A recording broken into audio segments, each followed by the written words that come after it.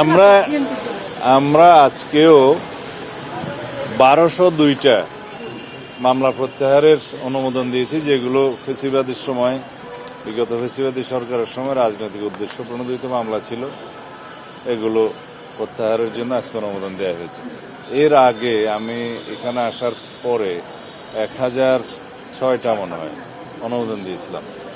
আর যে সমস্ত মামলা প্রত্যাহারের জন্য বিগত ইন্টারিম সরকারের সময় উদ্যোগ নিয়েছিল, রাজনৈতিক উদ্দেশ্যে হয়রানিমূলক, মিথ্যা এবং বানোয়াট মামলা দিয়েছিল বিগত 17 বছরে রাজনৈতিক কর্মী সহ অন্যান্য সমাজের বিভিন্ন স্তরের মানুষের বিরুদ্ধে, সাংবাদিক সহ, সেই সমস্ত মামলায় বিবেচনা করা হয়েছিল মার্ডার কেস বাদে এক্সপ্লোসিভ এবং অস্ত্র মামলা, মাদক, আর একটা যেন নারী শিশু, এই বিষয়ে মামলাগুলো বাদে বাকি মামলাগুলো বিবেচনায় নেওয়া হয়েছিল।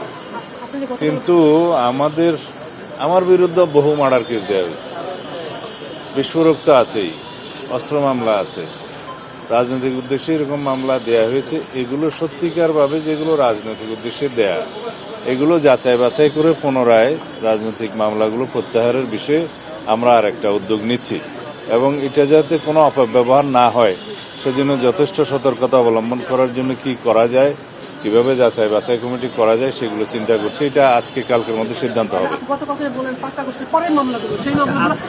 এগুলো আলাদা, এগুলো তো বিগত 17 বছরের মামলাগুলোর কথা বললাম। কিন্তু 5 আগস্টের পরে যে সমস্ত মামলায় শয়ে হাজারে হাজারে আসামি করা হয়েছে, এরকম কিছু মামলা আছে। ওখানে হয়রানির উদ্দেশ্যে বিভিন্ন হয়তো শত্রুতামূলক কিছু লোককে আসামি করা হয়েছে বিভিন্নভাবে, কিছু সুবিধাবাদী শ্রেণী, এরকম কিছু আমাদের নজরে এসছে। এগুলো যাচাই বাছাই করে আমরা ফাইন্ড আউট করবো, একটা বিহিত ব্যবস্থা করতে হবে, কারণ আইনের শাসন প্রতিষ্ঠা করতে হবে।